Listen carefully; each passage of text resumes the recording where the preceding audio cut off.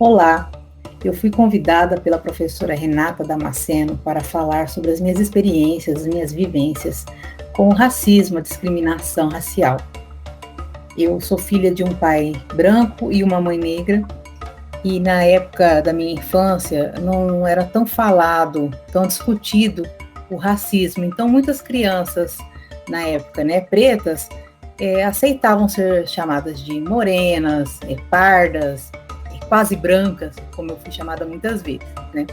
Principalmente assim, dentro de casa, né? Eu falo hoje que um dos maiores racistas que eu conheci era o meu pai, e eu não sei se ele tinha noção disso, que aquelas brincadeiras que para ele eram coisas normais e que faziam as pessoas rirem eram vexatórias, né?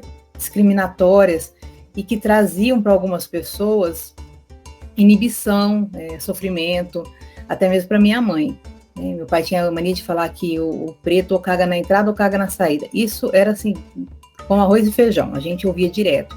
E passou a ser para nós uma coisa normal, né? O meu pai também tinha uma mania de dizer que o meu cabelo era liso como o dele. Ainda bem que eu não tinha puxado os bolinhas de pimenta do reino das origens da minha mãe. E conforme eu fui crescendo na escola, eu fui tendo contato, né, com os estudos sobre estudos raciais e o que o preto vinha passando, sempre passou, né, desde a época da escravatura, e fui me sensibilizando e, na verdade, eu fui tomando posse da minha cor, né, tomando posse das minhas origens. Né. Tem uma história na minha família que a minha bisavó, por parte de pai, ela foi uma índia catada a laço. E o modo como ela era contada na nossa família parecia um grande romance, uma coisa muito linda. Meu avô se apaixonou por ela, foi lá, pegou ela a laço, e eles casaram, né, e tiveram filhos. E numa determinada aula de filosofia, o professor falou sobre isso, sobre as índias que eram, né, catadas a laço, tiradas das suas famílias, na verdade, estupradas, né? Porque elas não tinham consentimento delas, elas não viviam uma história de amor, elas eram impostas a conviverem com aqueles homens que muitas vezes as maltratavam. E ali foi um começo, assim, de desmoronar um castelo para mim. E foi onde eu tomei mais posse sobre quem eu sou, as minhas origens, né? Aceitar que eu nunca fui quase branca, que isso não existe, aceitar que eu não, né? Não existe o moreno, que isso é uma denominação criada aqui no Brasil, para até mesmo tirar as pessoas do foco de serem pretas e se aceitarem, se assumirem. Né? E desde então eu venho, não vou falar que eu venho lutando, mas eu venho querendo conscientizar as pessoas. Eu busco essa conscientização. Então, quando alguém se dirige a mim como, você é morena, você é uma quase branca, eu sempre falo, não, eu sou preta, tenho muita origem. Tenho muito orgulho das minhas origens, tenho muito orgulho dos meus avós, dos meus ancestrais, né? Porque, na verdade, eu não sou... A minha raiz não é dos escravos, né? Na verdade, o meu povo foi escravizado, né? E se a gente for ver a história dos africanos, dos escravos, eles foram tirados das suas casas, muitos príncipes e pessoas de origem, assim, com dinheiro e condições, e pela cor foram escravizadas através de um preconceito, que hoje, graças a Deus, a gente tem uma abertura para falar, para lutar, temos voz. Eu vejo que hoje nós temos voz, e mesmo muita gente não querendo aceitar e não querendo falar que é mimimi, tem que, pelo menos, se conscientizar, eles têm que ter acesso, né? Querendo ou não, uma hora eles vão nas redes sociais, eles vão se deparar com um post, eles vão se deparar com uma pessoa falando que vivenciou aquilo, e eu acredito que de pouquinho em pouquinho vai chegando na consciência. Então, eu sou casada com um homem negro, e coloquei, assim, desde o princípio para os meus filhos, que sim, somos pretos, temos orgulho disso, nós não temos que nos envergonhar de nada, não somos fedidos por causa disso, como muita gente gosta de falar, não somos menores por causa disso, nós somos iguais, todos somos iguais, não é a cor mais clara de um olho, da pele, que vai fazer que aquela pessoa seja superior a nós. Né? E com o meu filho mais velho, ele se chama Aurélio, Logo no começo que ele entrou na escola, ele teve um problema, ele estava com uns 3 anos. Ele chegou em casa e nos falou que um amiguinho não quis brincar nem com ele nem com o outro menino se chamava Gabriel e ele era paraplégico, o menino, ele se movimentava com um andador com muita dificuldade, então eles sempre ficavam juntos, o Aurélio e o Gabriel, porque as crianças não gostavam, eles falavam que o Gabriel tinha defeito e o Aurélio era fedido. E aí eu perguntei para ele quem eram as crianças, ele me falou, a gente foi na escola, pedimos uma reunião, conversamos com os pais dessas crianças, foi feito todo um trabalho na escola, isso foi lá em São José do Rio Preto, no interior de São Paulo, e foi feito um trabalho muito legal de conscientização. Nós vimos que muitas das crianças, os problemas não eram em casa, eles não tinham esse contato em casa, até porque tinham crianças ali que os pais também eram pretos e tinham isso, né? Então ouviu em algum lugar e acabou criando aquilo, né? Principalmente que o preto fedia, era o que ele ouvia mais. Em um outro determinado momento, o meu marido começou a trabalhar em uma empresa e nós fomos convidados para um churrasco. Chegando lá, o gestor que estava vindo de fora era um negro alto, e a filha dele também, menina da idade do Aurélio, vou falar assim, uma pretinha, bonitinha, cabelinho todo cacheado, e ela não ficava perto dele de jeito nenhum. E ela veio e falou para mim, eu não gosto de preto. Aí eu falei para ela, como assim, né? Você já reparou a cor do seu pai? Pois é, mas eu também não gosto do meu pai. E eu falo isso para ele. E eu fui falar com a mãe dela, e a mãe dela falou, realmente, ela fala isso pro meu marido, ela fala isso pro meu sogro, para minha sogra, e a gente sofre muito, a gente não sabe de onde que ela tirou isso, porque lá em casa não tem nem como. O meu pai também é preto, a mulher, ela tinha a mesma cor que eu, assim, então meu pai também é preto, então, e ela não chega perto, principalmente do meu sogro, que é um pouco mais escuro que o meu companheiro, não chega perto, e ela fala para ele que não gosta de preto. Ela vai sofrer muito, né, porque não sei como é que é o espelho de vocês, mas dá para ver que ela é preta, né, cabelo, vou dizer assim, o cabelo dela fala bem por ela, bem afro, e ela ter com esse preconceito, como é que vai ser, né, essa busca de identidade? Eu diria que vocês podem procurar uma terapia para ela. E eu sei que eu fiquei com essa menina a tarde inteirinha, falando calmamente com ela, explicando que bom que somos pretos, né? Tanto que o preto trouxe para o Brasil, o tanto que o Brasil cresceu, porque na verdade o preto foi ali, trabalhou, né? Temos assim alimentos que foram os pretos que introduziram, né, na alimentação brasileira, que são as características nossas, né? A gente come a macarronada italiana, mas a feijoada é brasileira e ela adora a feijoada, segundo. E nós conversamos muito. Eu vi que não adiantou muito naquele momento, mas eu vi que eu plantei uma semente.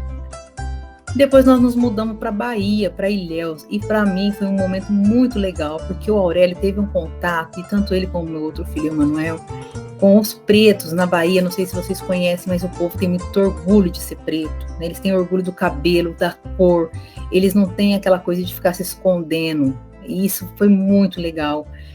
O Aurélio fez um resgate interno dele por ele, sabe? Principalmente porque ele já vinha passando por algumas situações em escolas, né?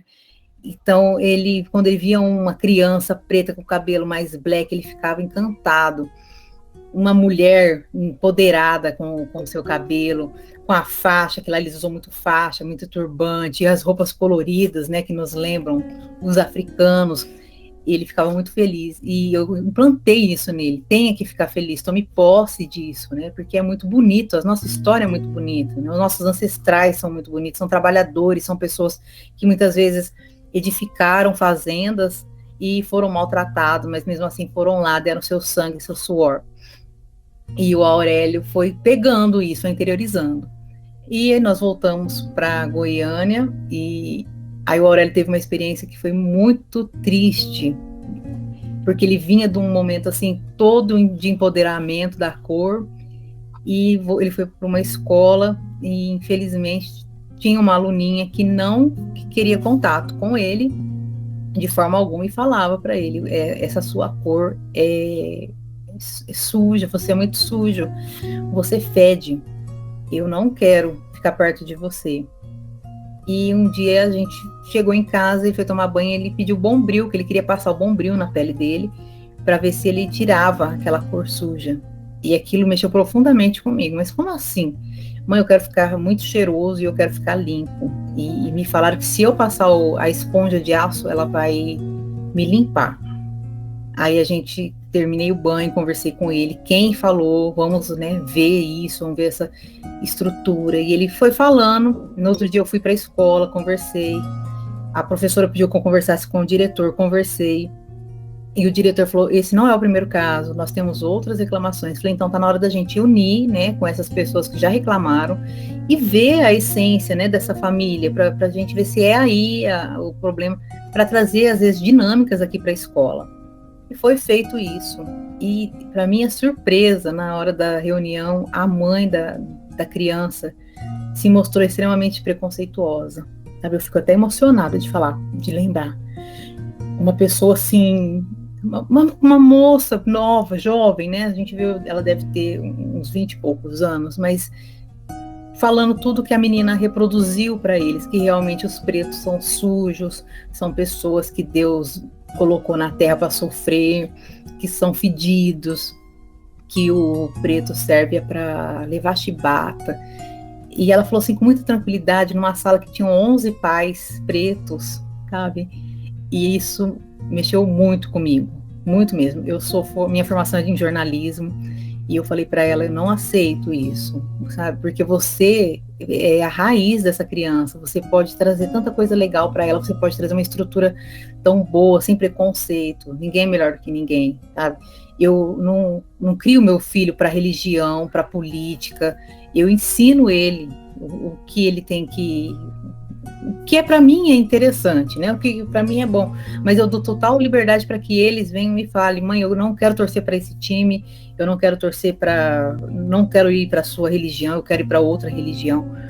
Agora, se você está dentro da sua casa ouvindo que tem que ser assim, porque o preto é desse jeito que você está me falando, o que vai ser essa criança, né?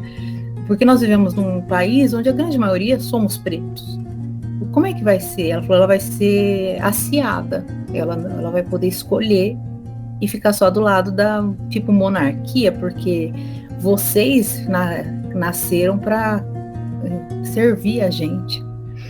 E naquele momento eu senti muita tristeza, sabe? Mas o meu lado, né, jornalista, o meu lado que vem lutando pelo fim dessa discriminação, eu falei, pois eu vou falar para você que eu não aceito, não admito. E se a sua filha vai continuar com esse tipo de posicionamento, porque você, né, está educando ela para ter esse posicionamento, eu não quero que ela saia da sala de jeito nenhum. Eu quero que ela conviva com os pretos e que ela veja que a gente é igual, que ela veja que os nossos filhos são tanto quanto ela, sabe? Eles são tão inteligentes quanto ela, eles são tão merecedores de estar ali quanto ela, eles são tão limpos e cheirosos quanto ela, e eles vão subir na vida. Eles vão ter tantas oportunidades quanto ela, né? Porque ela tem o olho azul, o cabelo dela é liso e loiro, igual você nos falou agora, que as portas vão estar mais abertas para ela. E eu vou te processar.